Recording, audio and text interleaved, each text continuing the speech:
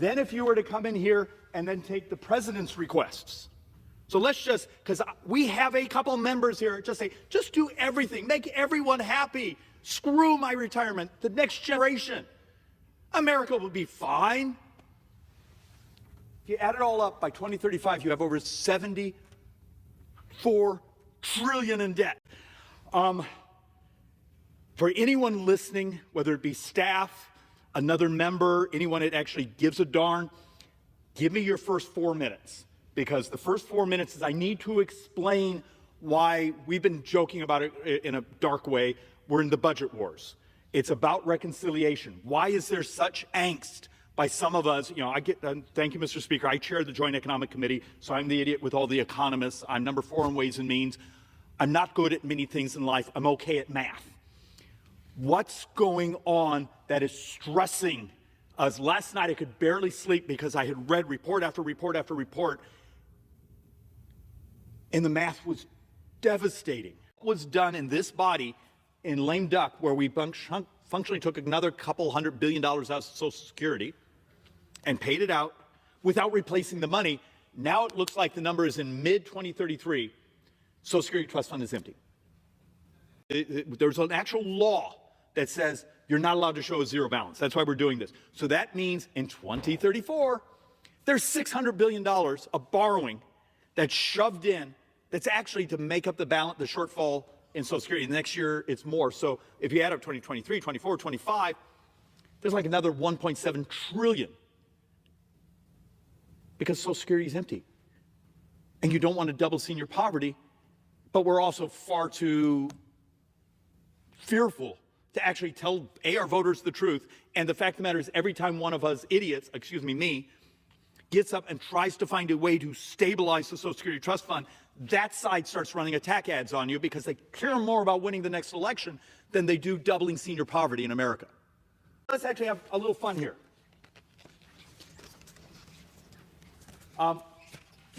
Okay, great. Wall Street Journal yesterday said, hey, there's 40,000 federal employees which have said they'll take a retirement package.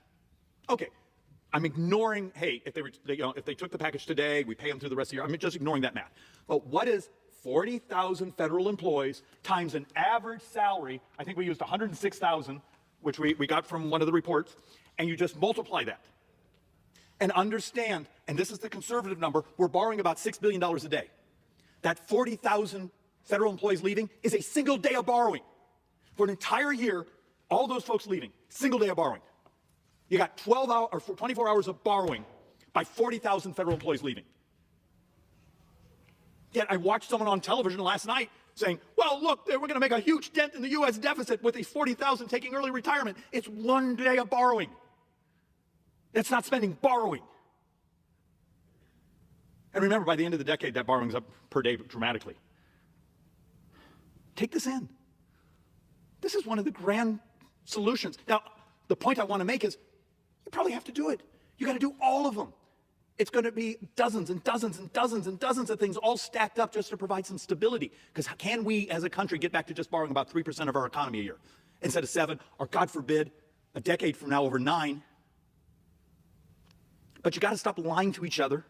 Our staffs have to stop lying to us. The press has to stop making crap up. And we got to help the public understand the scale of what the hell's going on.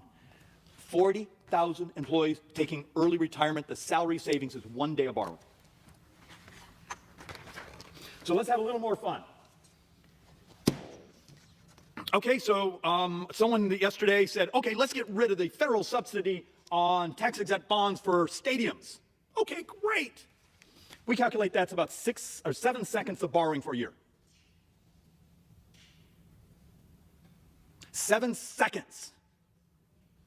But this is worthy. Yeah, I'm going to throw it in the stack, but is this really your debate line? We're not going to subsidize tax-exempt interest for billionaire sports team owners? Great. Okay, fine. But it's 7 seconds. So let's do a couple of the really popular ones. Absolutely, we're going to have to do some of these things. Suggest cut their, Department of Education salaries. So if you get rid of the Department of Education salaries, and I think this is all of them, is about 2.75 billion. So we just wiped out, remember, you still got to transfer the loan portfolios and all those things, but you just got rid of the employees. You just covered 9 hours of borrowing. 9 hours of borrowing. Am I starting to make a point on the scale of what we have to actually tell the truth and deal with? So let's have a little more fun here. One of my favorite ones, because I had this the other day, let's get rid of healthcare for those who are here illegally. Okay, now most of the math we did here is Obamacare subsidies for DACA recipients. We come up with about, this is the emergency services for undocumented. So we calculate that to be about 2.1 billion a year. This is the emergency healthcare on undocumented. Okay, got you another 9 hours. So let's actually go to something a little bigger. Let's get rid of the foreign aid. Okay, foreign aid's gone. You got yourself a week. How many times, those of us on the right, I've been in a debate with another Republican, if we just didn't have foreign aid, we'd be fine. Okay. Now, you've got to deal with the reality of what that does to our military, our footprint in the world, protecting the reserve currency. Why are we the reserve currency? Because we have a footprint, we protect the trade routes, but look, you should know that from your history. But you just wiped it out. You just covered a week of borrowing. Am I starting to make a point here? This is why it's hard. Close the carried interest loophole. Okay, it's about, my math is actually not 12, it's about 13 billion over 10 years. Okay, so it's 13 billion over 10, so you got 1.3 billion. So I'm going to talk around the chart. So 1.3 billion in a year. We borrow about 6 billion a day. So you get yourself an hour, a couple hours. But it's a great talking point. We should get rid of that carried interest on those rich people. Fine, but don't act like it actually solves something. We're playing a very dangerous game here. And yet, my sense of frustration is off the charts. And look, this one's, it's very simple. Within the budget window, publicly held debt, not also the borrowing from the trust funds, publicly held debt, if we were to do the expiring tax provisions without paying for them, we're at 149% of debt to GDP.